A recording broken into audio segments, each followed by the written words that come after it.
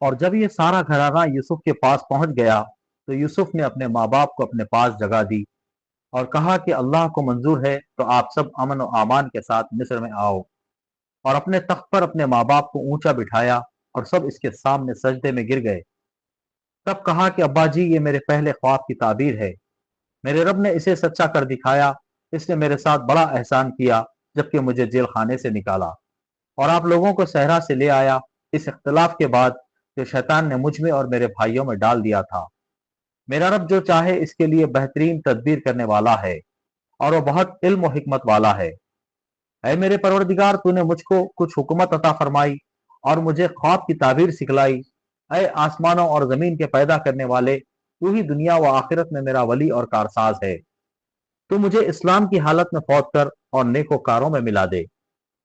اے نبی، یہ غیب کی خبروں میں سے ہے جس کی ہم آپ کی طرف وحی کر رہے ہیں، تو آپ ان کے پاس نہ تھے جبکہ انہوں نے اپنی بات ٹھان لی تھی اور وہ فریب کرنے لگے تھے۔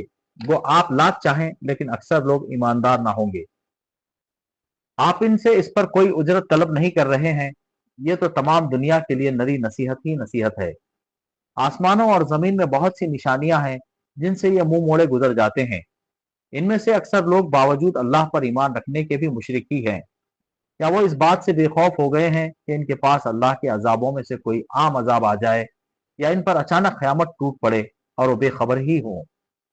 آپ کہہ دیجئے میری راہ یہی ہے، میں اور میرے فرما بردار اللہ کی طرف بلا رہے ہیں پورے یقین اور اعتماد کے ساتھ، اور اللہ پاک ہے اور میں مشرکوں میں سے نہیں۔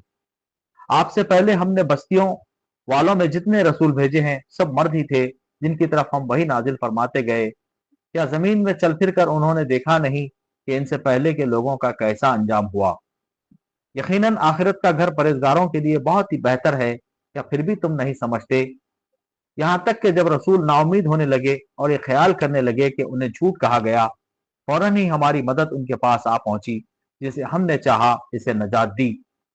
بات یہ ہے کہ ہمارا عذاب گنہگاروں سے واپس نہیں کیا جاتا۔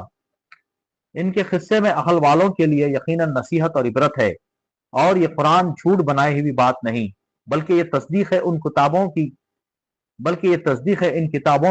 جو اس سے پہلے کی ہیں، جو ہر چیز کو کھول کھول کر بیان کرنے والا ہے، اور اہل ایمان کے لیے ہدایت اور رحمت ہے۔